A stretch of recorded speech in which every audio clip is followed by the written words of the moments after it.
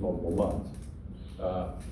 So I'm worried about the speed of change and how that disrupts individuals rather than just disrupts professions over generations.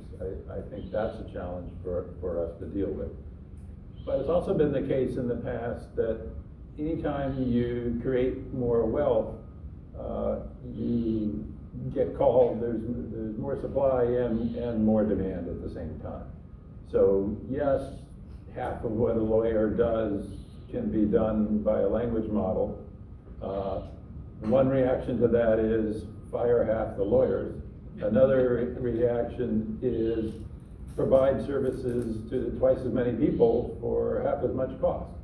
And then your firm expands, it has more customers, it's hiring more people, each one of those people is being more productive, and you're reaching new markets. And so I think it's going to be a mix of those. So yes, I see it with my own eyes too, right? So, you know, I have interaction with Stanford students and Berkeley students, and, you know, 5 years ago when I have a consultation with a student, I'm advising them on, well, should I take this job from Google or Facebook or from one of these 3 startups or from McKinsey?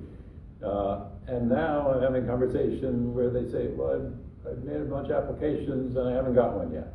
And I'm saying, well, hold on, because you know, it's my experience, eventually you'll get a job, but it's taken a lot longer now. You're getting a lot fewer offers than you did in the past. So I agree that that's there. I think there's always this friction during transition periods, and that's what we're seeing. But if more wealth is created, I think that's overall going to be a good thing.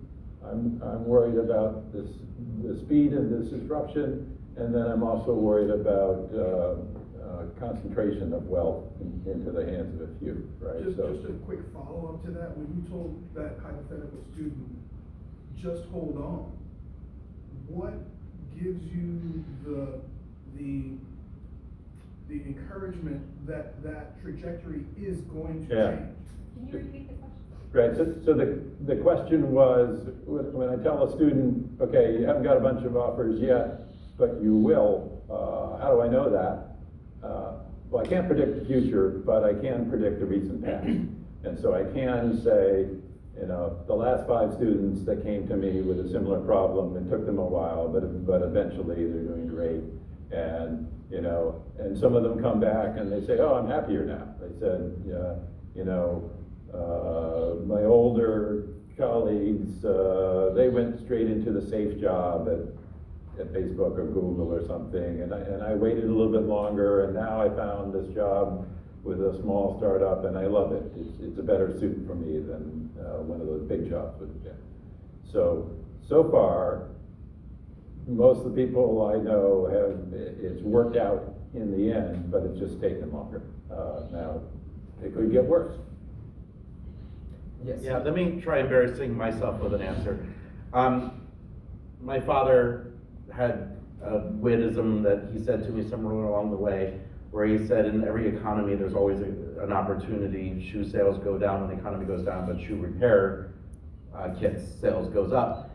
And that stuck with me, and this was just my state of mind. I studied TV and film production in college and never used it. And the pandemic hit. And magicians are live, in-person, interactive experience, and that was cut like to 0. And I made good moves. I got on Amazon and I bought 3 cameras and lights and sound, and I did that because I saw there was a 30-day return policy. So I was like, oh, this pandemic's over in 30 days, it's going to return. But what happened was the day after I bought all that stuff, Amazon said only seniors are going to get their meds and all that stuff and things they need first. And they also ran out of cameras and lights and sound very quickly. And I just had this, and I did very well. I did better doing virtual shows, and that kind of magic didn't exist. Me and lots of people invented it.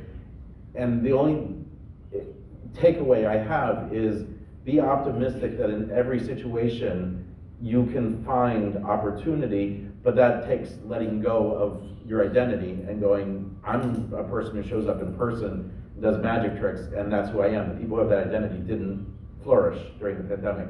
I don't know what to do with that. I think it might be useful somewhere in there, is to have an attitude that you're optimistic in every bad situation. You can find that. And also the speaker bureau, I don't know if you heard of a speaker bureau, like I sell widgets, I sell magic shows. And when I realized that my process for booking magic shows is the same as booking AI keynote speakers, like I have that skill, I don't know anything about AI, but I can use that skill to have this other business. And quick piggybacking off of that is you have to think outside of the box and you have to keep pushing. You gotta keep pushing and use your network. And I know that was supposed to be one of the biggest topics here. The Berkeley network is massive and we have people who will get back with you. So I think Peter's response to those students is perfect because you have to motivate people to just keep going no matter what. Even though you can't see, you gotta have some faith, right? And you have to keep pushing, especially now when it's such a level of uncertainty. I fully agree.